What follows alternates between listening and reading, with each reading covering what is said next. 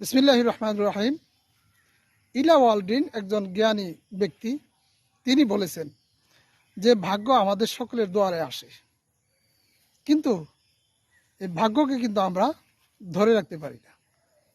কত সুন্দর কথা, যে ভাগ্য আসলে আমরা ধরে রাখতে পারি না, কারণ আমাদের জীবনে যতটুকু সাধনা প্রচেষ্টা দরকার ততটুকু না করার কারণে আমাদের ভাগ্যের পরিবর্তন হয়।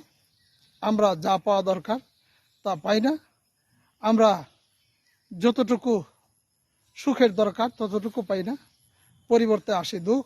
কাজেই ভাগ্যকে যদি সুন্দর করতে চান, ভাগ্য যদি ভালো করতে চান এবং ভাগ্যবতী হতে চান, অবশ্যই আপনাকে এই যে দুয়ারে এসে দাঁড়ায় তাকে গ্রহণ করতে হবে এবং চেষ্টা সাধনার মাধ্যমে মহান রবের সাহায্য এবং আপনার কর্ম, এই দুয়ের মাধ্যমে আপনার ভাগ্য পরিবর্তন হবে, ভাগ্য আপনার ভালো হবে।